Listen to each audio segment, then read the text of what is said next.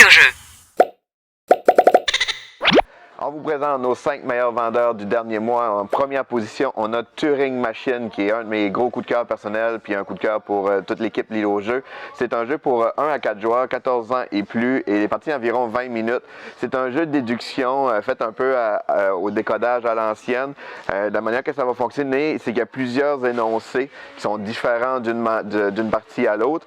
Et pour tester les énoncés, on va utiliser des chiffres qu'on va superposer ensemble, les cartons, puis ça va faire apparaître un petit carré. Puis quand on teste l'énoncé, mais si la réponse est positive, ça va apparaître un petit crochet vert. Si c'est négatif, on va avoir un X rouge. Fait que c'est vraiment un jeu un peu style Mastermind. On va par élimination des différentes combinaisons de chiffres, on va réussir à trouver la combinaison unique. C'est un jeu que dans le livret, il y a une vingtaine de scénarios différents, mais il y a une application qui travaille super bien parce qu'on peut ajuster la difficulté qu'on veut, la longueur de la partie, etc. Et puis c'est comme 7 millions de possibilités, donc c'est vraiment très, très bon jeu qui est Turing Machine. En deuxième position, c'est Sea Salt and Paper, un mini-jeu qui est aussi un coup de cœur. On a vraiment aimé ça. C'est un petit jeu de cartes super simple, mais addictif, puis parfait pour mettre dans les boîtes de Noël aussi. C'est un jeu pour 2 à 4 joueurs, les parties d'environ 30 minutes pour 8 ans et plus. C'est un jeu, mais premièrement, le visuel est vraiment le fun. C'est tout fait avec de l'origami, fait que c'est très différent là, par rapport aux autres jeux. C'est un petit jeu qui a une belle interaction entre les joueurs, ça fait que c'est vraiment simple. On va jouer des cartes, on peut s'en garder dans nos mains. Puis quand la twist qui est vraiment le fun du jeu, c'est que quand on a un certain nombre de points total dans notre main et dans notre jeu, on peut annoncer la fin de la manche, puis on peut miser tout pour le tout ou y aller plus discrètement, là, dans le fond, là, plus conservateur plutôt, par rapport au nombre de points qu'on pense faire ou qu'on veut faire. Donc c'est vraiment, il y a beaucoup d'imprévisibilité dans le jeu. C'est vraiment le fun, là, Sea Salt and Paper. En troisième position, c'est Ark Nova, qui est déjà dans notre top 5 depuis quelques mois. C'est un gros jeu de gestion de ressources vraiment fun pour 14 ans et plus, 1 à 4 joueurs. Les parties, c'est entre 90 et 150 minutes. Il faut gérer notre parc animalier. Puis c'est un mélange de ceux qui connaissent le jeu Terraforming Mars. Il y a beaucoup de mécaniques qui sont repris un peu, sont inspirés, je devrais dire. Mais c'est quand même complètement différent comme jeu. Mais c'est un jeu qu'on va construire beaucoup de cartes. Et dans le fond, on va construire notre enclos en allant chercher des tuiles. Dans les enclos, on peut mettre des animaux. Les animaux vont nous donner des points, vont nous donner certains bonus aussi. Il y a des cartes scientifiques qui nous aident à accumuler des points. Je vais faire des bonus spéciaux aussi. Il y a vraiment plein de pistes de scores à gérer. C'est vraiment un gros jeu, mais il est vraiment bien fait, c'est fluide.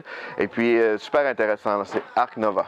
En quatrième position, c'est Splendor Duel, c'est un jeu, c'est la version pour 2 joueurs uniquement du jeu Splendor, qui est maintenant un des classiques des jeux de société moderne. C'est pour 10 ans et plus, les parties environ 30 minutes. Ceux qui connaissent Splendor, on retrouve l'esprit original, dans le sens qu'on va chercher beaucoup de petits jetons. Les jetons nous permettent d'acheter des cartes, les cartes comptent comme des jetons qui nous aident à acheter des meilleures cartes. Fait que ça c'est encore là. L'aspect duel vient que c'est la façon d'aller chercher les jetons qui est différente, c'est qu'on est contraint dans un genre de damier.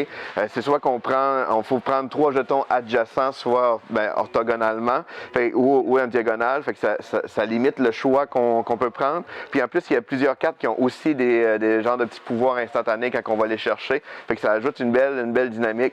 Dernier point qui est le fun aussi, c'est que il y a 3 façons de gagner la partie, fait que c'est pas juste le nombre de points, fait que faut vraiment regarder qu'est-ce que l'autre joueur fait ce que ça peut finir plus tôt qu'on le pense. Donc c'est vraiment une belle version là, pour 2 joueurs, Splendor Duel.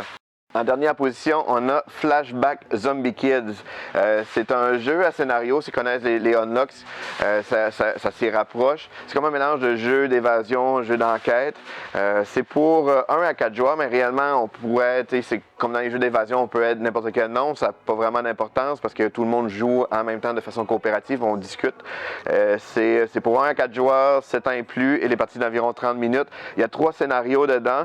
Ce qui est le fun du jeu, c'est que c'est un jeu qui joue beaucoup avec les perspectives. Fait qu'on va avoir une carte de départ qui nous montre certains personnages avec des numéros. Puis si on regarde, on voit les yeux de la personne avec un numéro à côté. Fait que si on regarde cette carte-là, ce numéro-là, mais là, on voit vraiment la vision du personnage. Puis c'est en regardant chaque personne, qu'est-ce qu'il voit dans le jeu, que ça va nous faire découvrir plusieurs éléments d'enquête, dans le fond, dans le jeu. Puis ce qui est le fun, c'est que chaque scénario est rejouable plusieurs fois parce que au fil des parties, on va débloquer des accessoires comme des lunettes 3D, par exemple, qu'on peut retourner dans les scénarios précédents, puis ça va nous faire découvrir d'autres choses supplémentaires avec d'autres enquêtes supplémentaires dans les mêmes scénarios. Donc, c'est à usage semi-unique réellement parce qu'il y a vraiment plusieurs façons de faire les missions, mais c'est très bien Flashback Zombie Kids. Lis le jeu.